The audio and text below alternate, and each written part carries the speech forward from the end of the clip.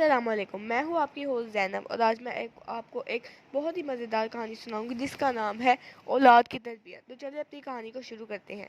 ये एक हकीकी वाक़या है जिसे हर इंसान को सुनना चाहिए। वो खुद एक आला ओहदे पर फाइज सरकारी मुलाजिम था।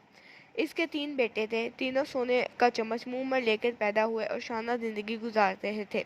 वक्त तेज़ी से गुजरा और इनके नाम के साथ रिटायर लग गया। अहदे की मदमत ख़त्म हुई, रिटायर हो गए और अब ज़िंदगी का सफ़र इंतहा की तरफ चल पड़ा। बेटों ने बाप को ओहदे से खूब लुत्फ़ उठाया। कहते थे, हमें क्या फ़िक्र, हमारा बाप 22वें ग्रेड का अफसर है, हमारा काम खुद ब खुद बनेंगे और बनते भी रहे। एक टेलीफोन कॉल पर सब कुछ कदमों में हाजिर हो जाता था। फिर वो दिन आ गया जब बेटे ये भूल गए कि ये वही बाप है जिसके नाम और ओहदे की वजह से सब लोग हमें सर सर कहते थे। बाप किसी बीमारी की वजह से चलने फिरने और बोलने से माजूर हो गया। बेटे कहने लगे, अब तो बाप की कमज़ोरी देखी नहीं जाती।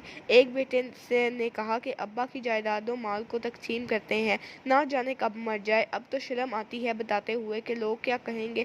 जब दोस्त आते हैं तो सामने ये बूढ़ा पड़ा होता है। चलो एक नौकर मुस्तकिल इनके लिए रख लेते हैं जो इनका ख्याल रखे, महाना 20,000 रुपया दे देंगे।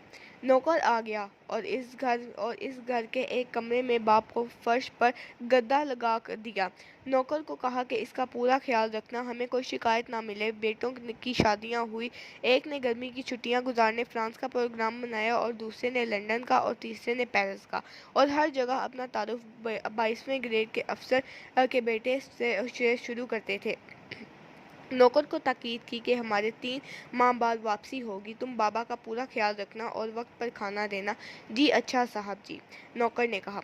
जब सब चले गए, वो बाप अकेला घर के कमरे में लेटा सांस ले रहा था। ना चल सकता, ना खुद कुछ मांग सकता। नौकर घर को ताला लगाकर बाजार से ब्रेड लेने गया तो इसका एक्सीडेंट हो गया। लोगों ने इसे हॉस्पिटल पहुंचाया और वो कोमे से होश में ना आ सका। बेटों ने नौकर को सिर्फ बाप के कमरे की चाबी दे रखी और बाकी सारे घर को ताला लगाकर चाबियां साथ ले गए थे। मुलाजिम इस मुलाजिम इस कमरे मुलाजिम इस कमरे को ताला लगाकर चाबी साथ लेकर गया था कि अभी वापस आ जाऊंगा। अब बूढ़ा रिटायर्ड सरकारी अफसर कमरे में लाक हो चुका था और वो चल फिर नहीं सकता था, किसी को आवाज़ नहीं दे सकता था। लिहाजा 3 माह बाद बेटे जब घर वापस आए और ताला तोड़कर कमरा खोला गया तो लाश की हालत वो हो चुकी थी जो आप तस्वीर में देख रहे हैं। मोहतरम ख़वातीनो हज़रात, इबारत का मुकाम ये वाक़या है। हम किस तरह अपनी औलाद के लिए हलाल व हराम की परवाह किए बगैर इनका मुस्तकबिल संवारने के लिए तन मन धन खपाते हैं और ज़्यादा से ज़्यादा दौलत जायदाद बनाकर इनका मुस्तकबिल महफूज करने की कोशिश करते हैं और सोचते हैं कि ये औलाद कल बुढ़ापे में मेरी खिदमत करेगी।